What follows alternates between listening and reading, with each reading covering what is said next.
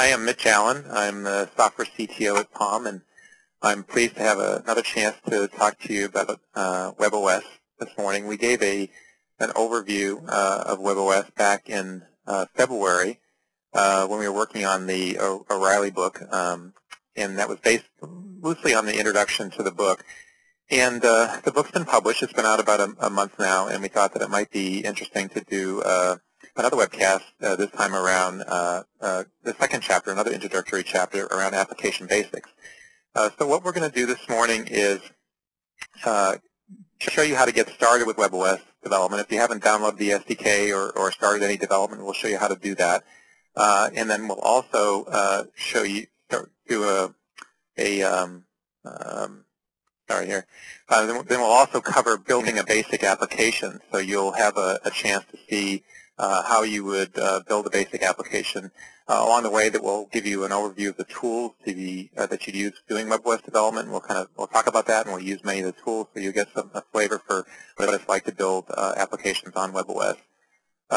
In addition, we will also focus on a few other topics kind of along the way. These things will come up as we build the application, around the structure of application, how are controllers and assistants, these are terms that are used within webOS, used within your coding, things like scene lifecycle and scene stack. If you have learned some of the basics on webOS, you'll know that scenes are like views in the application, so we'll talk about how those are used, and then how to style your application in a fairly minimum form. We only have about an hour, so there's a lot to cover, and we'll get into it.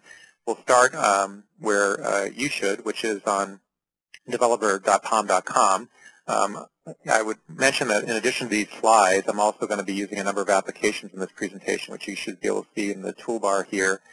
I'm going to have the terminal application for using a lot of my webOS tools, the emulator, which is a webOS tool that you get with the SDK, the browser briefly, and then TextMate is used when I do my coding. So you'll see me switching back and forth between these applications. I know there could be latency issues with the webcast. I'll try to go slowly when I do that so we don't kind of lose people during these transitions. So we'll start with developer.palm.com. This is Palm's developer site. If you haven't seen this site, you would need to go in and register. You simply have to provide your name and a valid email address, and then an email will be sent to you pretty quickly, usually within minutes, for you to finish the registration process. It's pretty fast to do the registration, and it shouldn't take you more than an hour, and probably a lot less than that.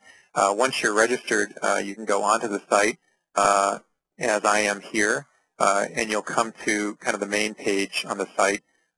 If you haven't been here before, there's introductory material for you to learn something about webOS. There's a place to get started, which we'll explore here in a moment for downloading the SDK, as well as some documentation, both high-level and low-level documentation, and a great resource, which is this forums site. We have tens of thousands of registered webOS developers that come and go on this site, and this is really where they go for questions and to get information to exchange and share things with each other. So whether you're a new developer or an experienced developer, the forum is a great resource for you. But to get started developing, you need the SDK, and you would go to this download SDK area. You can see that it's available on Linux, Mac OS X, or Windows. If you before downloading the SDK, you may need, you actually will need some additional software, this VirtualBox, which is an open source emulator from which the webOS emulator runs on. You need to download that, install that on all three platforms. And then Windows users will need, potentially will need a new version, Java 6 version, version 6 of Java or later to run some of the webOS tools. Once you've taken care of the prerequisites, you can download the SDK. You get a package. You should be aware that the package size itself is about 160 megabytes, so you need to keep that you need to consider that when you're doing your downloading. And then once you download it, it's a double-click install, very simple install process on all three platforms, and you're up and running. So it doesn't take too long to go through this process and get get your SDK installed and going. Once you have the SDK installed on Mac and Windows, you'll see that the software, the components have been installed in this location /opt SDK current share. And what you'll see there is some documentation, which is a little bit of extra documentation. Most of the documentation is on the site. You'll see sample code, a copy of the Mojo framework, and we'll be talking a lot about the Mojo framework components. But the Mojo framework is your primary tool set for building your applications, and you have a complete copy of that source code as well as all the visual assets and things that are used within the framework, and that's located in this area. And then you have a set of tools. webOS has some basic tools called command line tools, and they're called command line tools because they you use a terminal application like the one I'm going to use in this demonstration this morning to be able to access those tools. There's tools to create a new application and new components within the application, new scenes. You can use these tools to package and install your application on the emulator or on the device, and you can control the launching of applications. There's a number of different kind of launch controls you're given. And there'll be some more command line tools as new versions of the SDK available. In fact, there's a new logging tool that will shortly be available in the SDK that allows you to get dynamic log information while you're doing your debugging. If you are an Eclipse user or a TextMate user today, there's bundles of these command line tools, which means that in both Eclipse and the TextMate, you're able to access these tools through menu options in those tools. In those editors. And Palm is making the command line tools available in a way that allows. We expect there will be other bundles made available for other text editors and IDEs over time. But you can always use these through the command line in a terminal, and potentially over time there'll be more and more opportunities to use them from kind of menu activated controls, which can be a little bit more convenient. One of the major debugging tools you have is the emulator. We're going to use that a fair amount today, and I'll be demonstrating that shortly. But this is a complete version of webOS that runs on the desktop. When I say complete, but it's complete from a UI standpoint, and includes all the core applications that are shipped with the webOS devices, so you can get a full experience of running webOS on your desktop. It doesn't do all the things that you can do on a hardware device today. It does some of them. You can use a telephony simulator for messaging and telephony type functions for GPS. But some of the things you can't do today are like audio and video playback, some of the communications, the services, things like the accelerometer are not yet simulated. But Palm has said that over time, these different kind of hardware capabilities will be added to the emulator, so that as time goes on, you'll be able to do more and more application testing on the emulator. But today, you may need to do some of your application testing on device completely. There's a JavaScript debugger, and there's also, I mentioned there's some logging tools that you have available and other kind of utility tools. So that gives you kind of an overview of what you get with the SDK, and once you have this installed and you get familiar with the tools, you can start developing applications. So let's do that. Let's create our first application. We're going to create a version of the news application, which is used as the sample application in the webOS book. This is a simple news reader. It reads RSS type feeds, news feeds, and displays the stories. What we're going to do today is create the application. We'll build the first scene, the first view of the application, and then we'll add scene transitions. We'll show you how to add other scenes to your application, how to transition between those scenes. We're going to use the same scene for that example, but it's the same kinds of things that you would do when you create new scenes. Before we do that, though, I want to do a little bit of a recap on webOS for those of you who may be completely new, and this might be your first introduction. You should know from a UI standpoint that applications run in cards on the screen. These are really small web pages. The contents of these cards are like a single web page. They're all written in HTML, CSS, and JavaScript like web pages. There's two basic constructs that are important with webOS. To start with. One is a scene. The screens, the contents of the cards are called scenes. And then the design of webOS is that you move from scene to scene usually by tapping on something in the scene, takes you to the next scene, or and the tapping might be an entry like one of these chat examples here on the screenshot, or they might be a button like this little attachment icon here, things that take you to another scene. And these scenes get stacked up as you move from scene to scene. You're building a stack of scenes, and then through gestures on WebOS, the main gesture is for moving backwards on your scenes is back gesture. You move back up the stack. So we refer to the scenes as stacking up or as scene stack. You'll hear that term quite often. The other basic construct is the stage. And the cards that I showed you 2 slides ago are a type of stage. It's really, think of a window. A stage is equivalent to a window that you might be more familiar with. So a card is a type of stage. There are others in WebOS. On this screenshot, I'm showing some dashboard stages, which are these, like my voicemail alert or my email notification. These are dashboards, and these are actually stages. They're very small, but they're also HTML, CSS, JavaScript documents. And importantly, each stage within WebOS is a separate HTML document, so they really are all running sort of independently of each other. The news application itself, we're not going to do all this today, but it might help you to know what the application is designed to look like. A finished application would have a list of news feeds here. You can see some examples here. There's no limit to the number of news feeds. They can be scrolled. News feeds can be added to the bottom. And then above that is a rotating story area. These are the individual stories within the application that rotate every few seconds. So you can see kind of like a ticker tape or a Times Square billboard of the stories kind of rotating through. When you want to look at a news feed, you would tap it, and that would take you to another scene, the story list scene, which would be one feed with a list of stories below it. And again, the stories can be any number of stories. So you scroll to see the stories up and down. When you want to look at an individual story, you would tap that story, then you go to another scene, which is the story view scene, and this shows the story with the title and the contents of the story below it. There's a couple of navigation buttons, which allow you to move backwards and forwards between stories.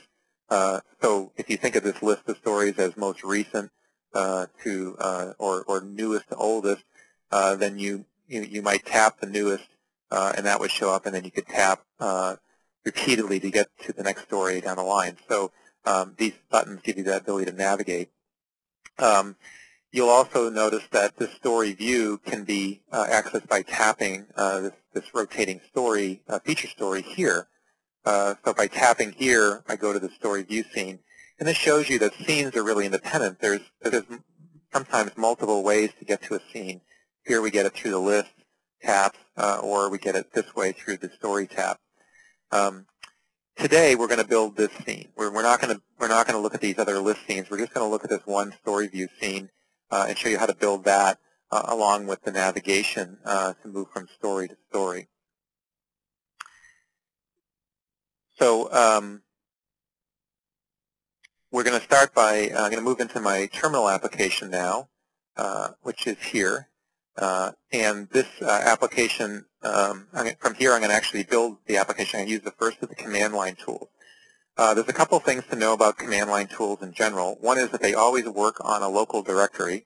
So you can see just above here I've located into my desktop, a folder on my desktop called Web, which I set up today for this webcast. And so you want to be located in the directory that you're going to work in before you run the tool. I'm going to use the first tool called POM-Generate, and POM-Generate will create a new application or create new scenes with an application. If you just type the tool name, like in this case POM-Generate, and hit return, okay, it's a lot of data. But what I just did was I displayed a kind of a help file for that tool. At the top is a syntax definition for the tool POM-Generate, and it shows you can create a list of options and then give the app directory. There's a list of the options here. I'm sorry for the formatting is a little bit a little bit hard to see, so let me open this up a little bit more. That's better. So you see the list of options here, and then some explanations of those terms, as well as followed last by some examples using that tool. So you should know that any of the command line tools, you can simply type the tool name, and you'll get this list. So I'm going to create create my application called News. I'm simply typing the name of the application, and that creates that in the directory that I had set up. I'm going to show you this directory. I'm going to launch my TextMate app with the News application now. And so you should see my TextMate window now with a folder list, a directory list on the left.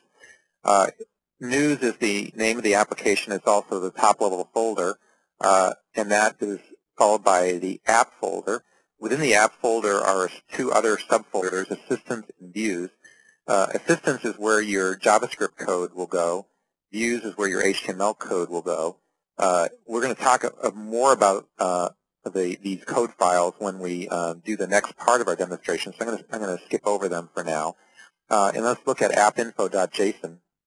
Appinfo.json is a configuration file used by the framework to handle and manage your application, and it's a pretty important file. It's a JSON formatted file, which, if you're not familiar with JSON, it's a file structure that uses name-value pairs, like you see here. It's a pretty important file structure in webOS. It's not only used for configuration files or application files like this, but it's also used quite a bit in interfaces within webOS itself. If you're not familiar with appinfo.json, then, if you're not familiar with JSON, you might look at www.json.org, which has a lot of information about that format and how it's used. For now, I'm going to go in here and I'm going to customize appinfo.json around my News application. And the first thing I'm going to do is edit this ID property to create a unique ID for my application. It's very important that your app ID be unique across the webOS universe, so that we recommend that you use this reverse DNS notation, so that if there's a domain name that you own or are affiliated with, use that in a kind of a reverse format with your application name, and you have pretty likely that that'll be a unique ID. This ID is used in webOS to identify your application, and it's important that it be unique. Next is a version number. You control the version number. The only requirements is that it be 3 fields, like I'm showing here, and that as you release new versions of your application, excuse me again, that it increment, so that each new version of the application is a higher number as you look at this kind of across all 3 fields than the previous number.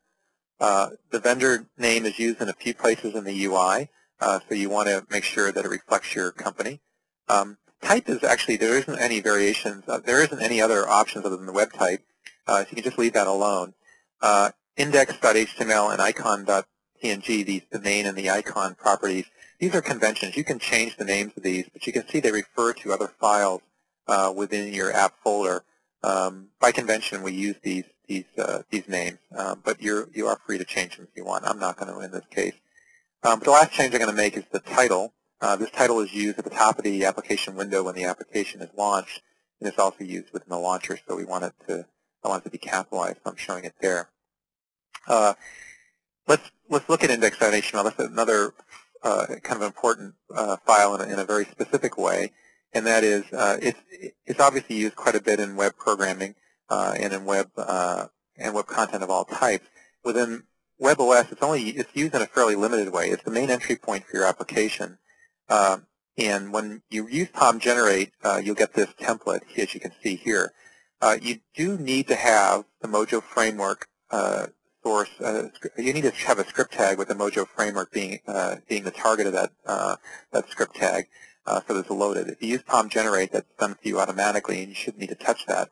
But one thing that you might need to change at some point is this Mojo version number. This attribute xMojo version is what your application uses to request a specific version of the framework. Today there is only version 1, so this is pretty easy. But POM will release new versions of the framework that are not backwards compatible with the old versions, And when they do that, they'll change the version number of the framework 2, 3, and so on. It'll increment. It's important when that happens that you test your app against those new versions of the frameworks. And if it tests, and when you are sure that it's compatible, then you can release your app with a version number that you can increase the version number to the most recent one. When POM ships these new versions of the framework, it'll also ship old versions of the framework as well. So applications that are using the old version won't break. But it's always a good idea to stay current, and you want to be able to access the new capabilities of the new versions, which you won't be able to do unless you request that new version. So we've gone through sort of just some basic kind of housekeeping here to set up the application now that we've created it. And I'm actually just going to run this application so you can see. I'm going to show you the emulator we'll use to run the application. Let me just resize my terminal so I can bring up the emulator. So now you should see the emulator. Sorry, I have to adjust it just a bit more. You should see the emulator here on the left, and this is a desktop, shows kind of the desktop pattern of the emulator, and this is, from a UI perspective, is a fully functioning version of webOS. Back in the terminal, we're going to create some new, we're going to use some of the additional command line tools. We're going to use a tool called POM package, and POM package will package your application, and I simply specify the name of my application, and then it packages it. You can see here that the name of the application is sort of split over 2 lines here. It starts with the ID that I assigned my application, com.pomapps.news, uses the version number as part of the string, and that this is an I package, this is a Linux-style application package. And now that I have the I package, now that I have the package, I can install it. So I use yet another tool called POM install, and I specify the package name, and then it'll go ahead and install that on the emulator. And it gives me a response showing it's done that. Now that I go over the emulator, I'll see that I have my application. You'll see this half moon icon. This is the default icon. I could have created a custom icon for my application. I probably will here in a minute, but you get this by default. And now I can launch the application, and you see that it has the boilerplate text in it that I had before. And again, this is a fully functioning version of the OS. You can run any of the core apps, and you'll be able to do a lot of the UI, any of the UI that you're used to, or that you may see on the device with this kind of application. So there's one more tool I want to show you. I launched that application using the emulator, but I also launched the application remotely. So I just typed the POM launch apps. I used the application ID in this case, and now it launches the application in the emulator. And that's not too interesting because you can do it pretty easily through the emulator, but it's good when you want to customize configuration parameters and do some more advanced controls of the application. You can do it from within POM launch. Okay, so we've created an application, and we've shown you kind of the basics of that. Let's now start doing something a little more interesting. Let's create a scene within the application. So we're going to create the first scene. I'm going to again use POM generate. This time I'm going to specify a new scene on the T-switch, which tells me I want to create a scene. I'm also going to specify the name of my scene. I apologize for this bar. I'm trying to hide this WebEx control so it doesn't obscure the screen. Let me just actually scroll up here a little bit so it stays out of the way. So I'm going to make the name of the application, the name of the scene story view. And again, I'll specify that it's going to go in the news application. So I've done that. Now let me switch back to my code editor, my TextMate, and I'm just going to close these windows. So now when I look in my my code folders, I see the stage, at least I see a couple of assistants in my assistant folder, and then I see something in my views folder. So let's dive into this a little bit more. So story view is the scene I just created. So I get a scene assistant, which is the storyview-assistant.js. And then I also get a story view folder with a story view HTML template in there. and that's my scene files. I also have the Sage Assistant. This was actually created when I created the application because every application by default has at least a stage. So what are assistants and controllers, and how do they work? Let's explore that in a little bit more detail. So Mojo provides generic controller objects. So these are objects for specific things that Mojo manages. Mojo provides the controllers, and as on the app side, the app provides an assistant to those controllers. And the assistants and the controllers work together to provide all the logic for the scene. The controller is kind of the generic logic that the framework provides for whatever type of controller it is, whether it's a stage controller or a scene controller or others. And then the assistants provide kind of the application-specific logic that works with that.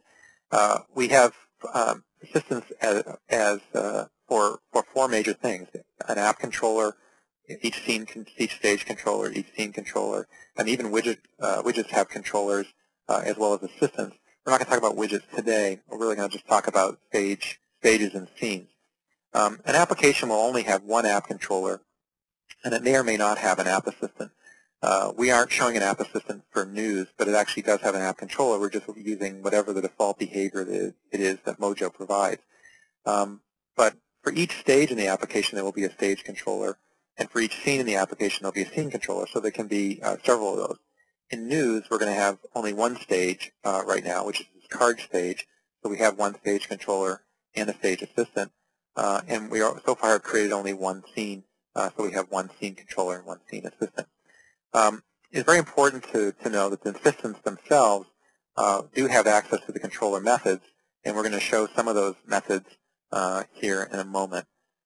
So I have a stage assistant, as I mentioned, and a scene assistant. These are both templates right now, as well as a scene template. So let's look at the assistant template. This is what's created by Palm Generate. It looks like a lot of stuff here, and we'll kind of walk through them. But there's a creator function for the scene assistant, and then there is a number of methods. These are the common methods that are used within a scene assistant, and there are different methods because the methods are called by the framework at different times during the scene lifecycle. So before I go further, I want to show you the scene lifecycle and show you why these methods are there and what they're used for. On this slide, on the left, I have a diagram of the different scene methods shown here, starting with the constructor function, which I just briefly showed you in the code: setup, activate, deactivate, and cleanup. These were actually used in the template. And there's a couple others here, which I'll explain in a moment. On the right-hand side, I have the framework's kind of scene lifecycle and what the framework is doing and when it's calling those methods. So when a scene is pushed, when a scene is put onto the screen or when a scene is put onto the screen and into the view, the framework has to go find that scene. Now you notice that we used a naming convention for the scene. Like when we use the name story view for the scene, and it actually shows up in a number of places, right? It shows up as the name of the template. It shows up in the name of the template's folder. It shows up in the name of the assistant, and also in the code for the assistant name. And the framework uses the naming convention to find the scene and then call the constructor function for that scene. So this is where you would do, this initial initialization step is where you would do a couple things more commonly. If there are arguments passed to the scene, and then you would save those arguments at this point and do whatever you needed to do with them. You would have to do other kind of initialization on the scene. Once the initialization is done, the framework actually starts the transition to put that scene onto the screen. And it starts that transition. As part of the starting the transition, it calls the setup method within the assistant. So this is where you would do things like set up your widgets, add event listeners, and do other things that you need to do prior to the scene actually being rendered and put into view. The framework does a number of things to put this scene into view, and then as it's putting the scene into the view, at the very end of that transition, it calls the activate method within the scene assistant. So when activate is called, your scene is in view, and now you're doing things that are based on the fact that the scene is now active and in view of the user. If you have listeners, if you have events that you're only going to listen for when the scene is in view. You would set those up in Activate. If you have listeners that you're going to use throughout the scene's life, you would do those in Setup. And so these are the kind of decisions that you would make about where to locate certain parts of your code. You see these two other methods in here, ready and ready to activate. These are not very commonly used, but they are available if you want to actually work on elements within your scene between the setup beginning period, the setup period, and the activate period. Once the scene is activated, it's really active now, and the framework is just really waiting for some external event to do something else. And the events that would change the scene lifecycle is either a new scene gets pushed to replace that the old scene that we've just put up on the screen, or that scene, this scene that we just put up on the screen gets popped. And then the transition starts all over again.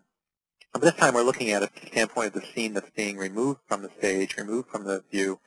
The deactivate method is called. Here you would do some cleanup functions when a scene is leaving the view. And if the scene is being popped, which means it's actually being completely destroyed, then your cleanup method would be called at the very end. One thing to note is you don't usually have too much time for processing in the cleanup method. The framework really constrains how much time you will be alive at that point. So you have to keep your processing at a pretty limit at this stage. Now you have a little bit of idea about these methods.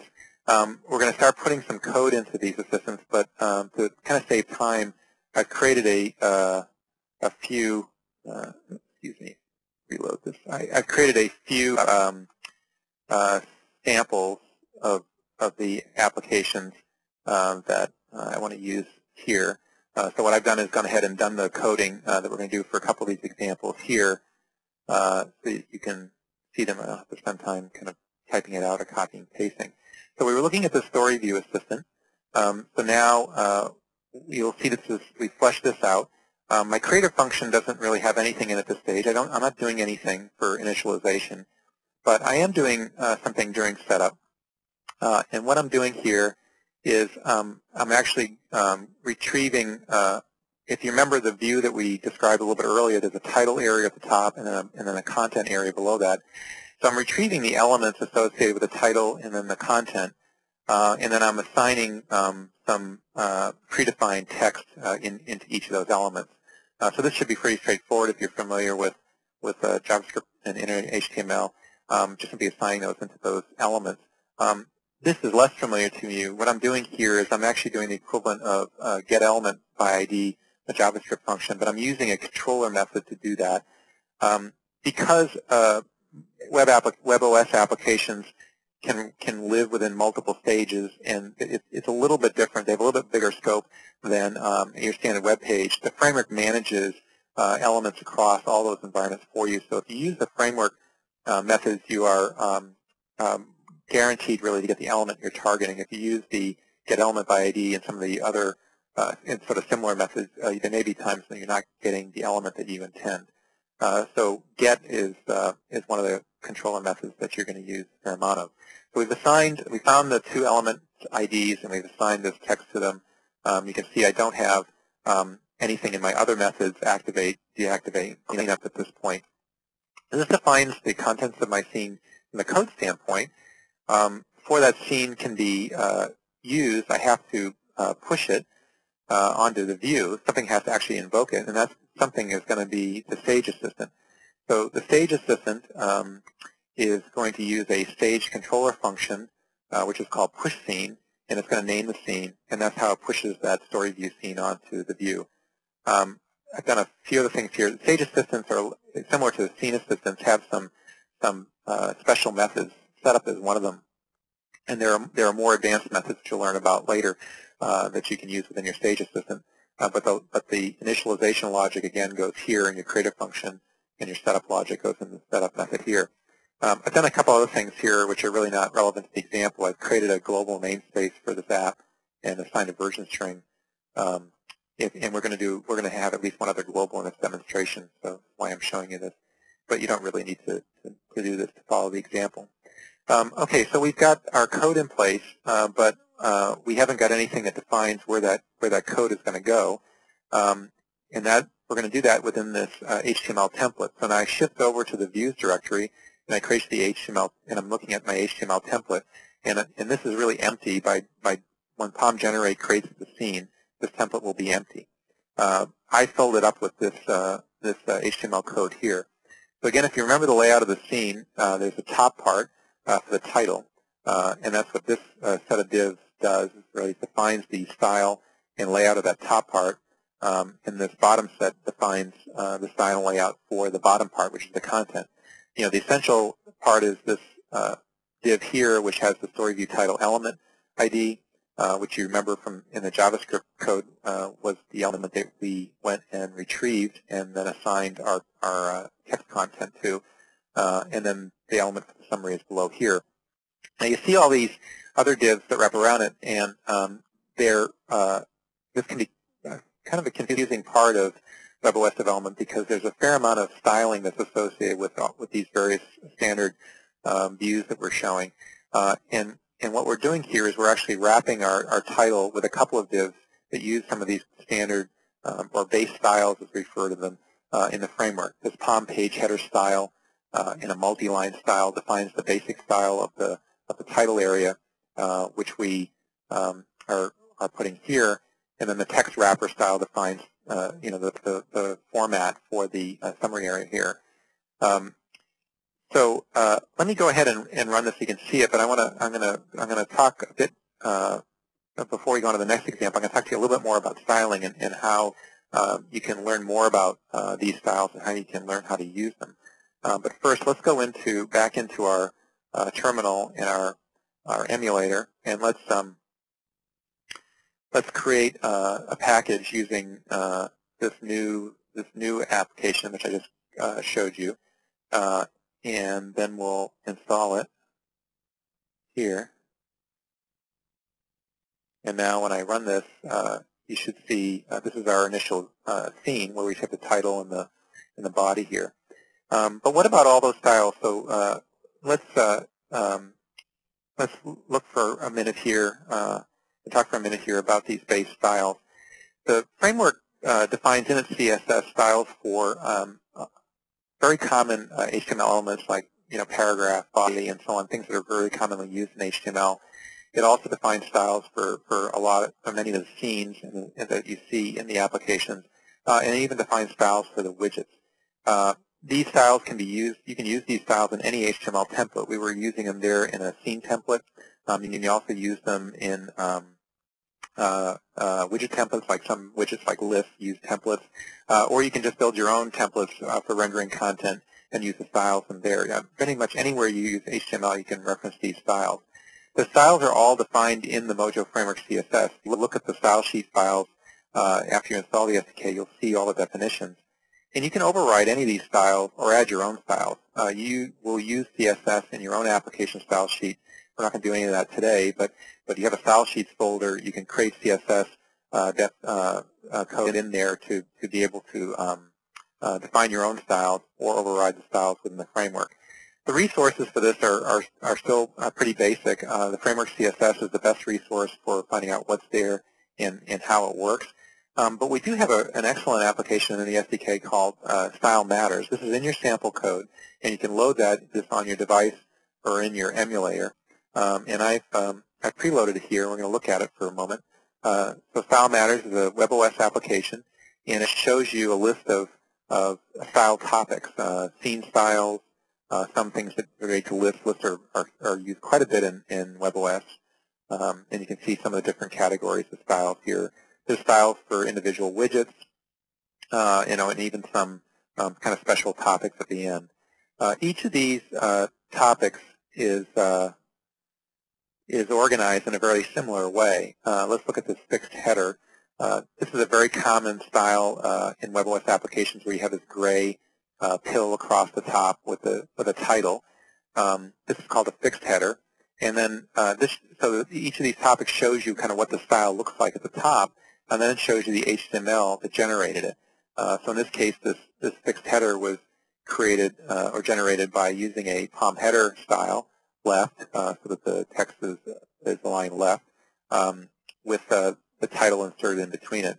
And then there's a spacer another style which is used to create some space between the header and the content that's going to follow it.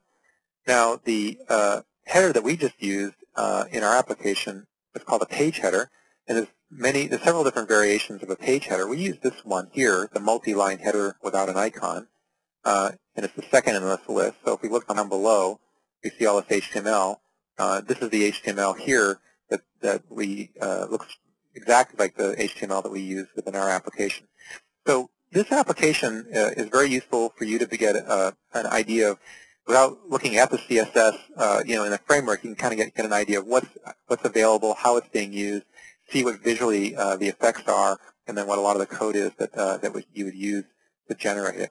So let's go back to our application now. So we've created an application. We've created a single scene. Let's create a second scene, or actually let's use another scene and do some scene transitions. So here I've got a second version of the application, and there's a few things that are new about it. The first is that before I explain this models folder here, because I've added something into this app, and I first want to say the first part of this is we're going to create two buttons to be able to navigate from scene to scene. So I've just modified the HTML to create these two new divs called Next Story and Previous Story. You can see that they're just divs, but I've assigned them the style called POM button. So these divs will look just like POM or webOS button widgets or Mojo button widgets with the previous and the next title. So that's the only change that I've made to my HTML.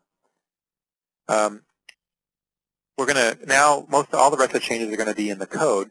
But before we dive into the changes that we're going to make to the assistant, you remember that we were assigning just a kind of a standard, some dummy story text, title and body text into the div. We actually want to use a real data object this time because we're going to need to have multiple stories, and we like to set the stage for having multiple feeds as well. So I've created this data object, which is called feeds. I put it in a new directory called models, which isn't really important. You can assign it whatever directory name you want. Feeds is mainly just a list where each entry in the list corresponds to a feed, a different news feed, title, URL, number of unread stories, as well as a list of stories within that feed. And then each stories entry has a title, a couple of versions of text content, one with and without markup, and then an unread style type class that I'm using to distinguish unread stories. As we look further down, I've created some dummy stories for this using the New York Times. These are old New York Times stories, quite old actually. And they've just been put in here as sample stories right now. And then I've created a couple methods to initialize this list when the feed is called. So this is a fairly basic data model. Now, for us to use this, we have to have a way of creating it. So we've modified the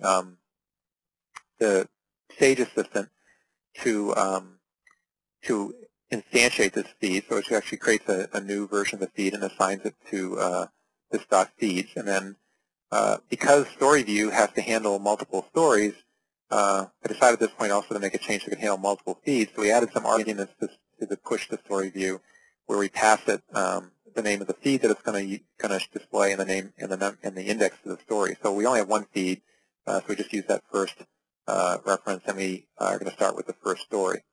I've added one other thing to this, which is a global news.unread story. We're going to start marking stories as read and unread when we view them, as something else we're doing on our scene assistant. So now that as I look at my scene assistant, there's quite a few changes here. First is in the creator function, we now have to handle these arguments that get passed. So you can see that we have story feed and story index get passed in about which story, and we're going to assign them to the assistant object, so I can retain these and then use these throughout the assistant. So it's pretty important that you hold on to your arguments during this creator function, because you won't have any other access to your arguments in the other methods unless you save them at this point. Within the setup function, the first thing that we've got here is we were just actually want to hide these buttons. Remember, we're creating two buttons in the layout. I want to hide the previous button when I'm on the first story, and I want to hide the next button when I'm on the last story. So I've got some logic here that says if I'm on the first story, then get the element ID for the previous story button, and then use this prototype hide function to hide it. And then I do the same thing with the next story button at the end of the list. This next section of code sets up the handlers for the buttons. So when the next story button is pressed, I need to handle that button press. When the previous button is pressed, I need to handle that button press. So I set those up, and then I've created these handlers down below, previous story and next story. We'll talk about the contents of these in a minute. But the next story and the previous story are the two handlers methods that I've added to my function. So I'm going to reference these in this code, and that's what this references here are, this next story, this previous story, and I'm going to bind the assistant to them using bind as event listener. You need to bind your assistants to your handlers if you want to be able to use the scene assistant methods or data in those handlers. So we can see here we're using these references down here to this. We want to be sure that we bind them up here. So I created these handlers, and then I set up use another controller method to listen on these elements with the Mojo tap event referencing those handlers. And then the last part of the setup is I'm doing just what I did before, but in terms of assigning content to the inner HTML. But this time I'm getting my content from the feed data model instead of the canned content that I used previously. In the activate method, I've added a new function here, which is just looking to see if the story is read or unread, and if it's previously unread, then I mark it as read. It's really not all that germane to the example that I'm showing you for the webOS interfaces, but it just gives you an idea of the kind of thing that you might do in an activate method. Then the last thing that I've added here is this cleanup method, which takes away and removes the listeners when the scene is popped.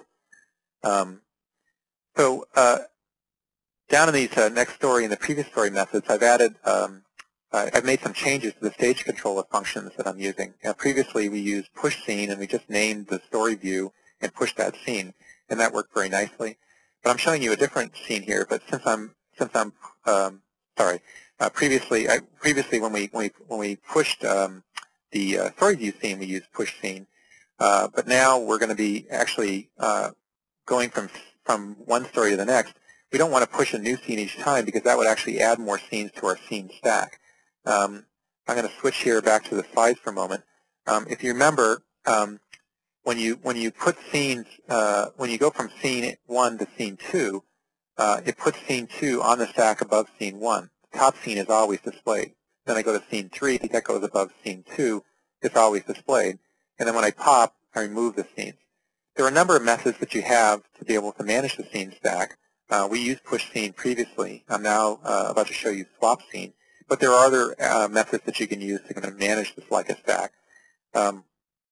So since we're moving, we're actually moving story to story at the same, really on the same scene. We just want to do a different view in that scene. We're going to use swapScene, which actually removes the old story from the stack and puts the new story on the stack all in the same motion. At the same time, rather than just use the, I could just say swapScene story view, but I want to change the transition type. When a new scene is pushed, there's a zooming transition that takes place. Because we're moving laterally, we're going to use this cross-state transition. And this shows you that instead of just using the scene name in these methods, you can use an object, again, a JSON object type, which we call scene arguments, which gives you some different parameters that you can pass to the framework as part of your scene transition. And there's more options for you here, which you can find as you look in the SDK documentation. All right, so let's run this this last application example. This time it's News 2.2. Everything goes well. You can see here now we've got our first story, and I've got my next button. If I tap next, I see my second story, and now I see next and previous. And I can kind of scroll through here, back and forth. And you can see that I haven't added anything to the stack, each time as it's the top level scene. So that shows you a bit more about scene transitions and the scene stack.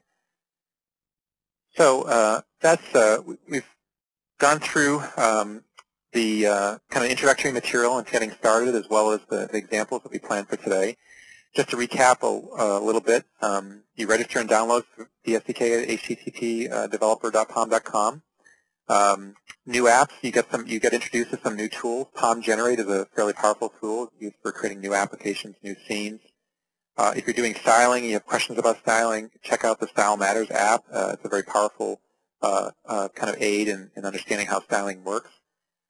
If you don't understand the scene lifecycle, if it's a little confusing to you, it's important to understand that. You should try to look at more of these different methods are used in concert with the controller, kind of the lifecycle operation of the framework, and it's important you understand kind of what's done where.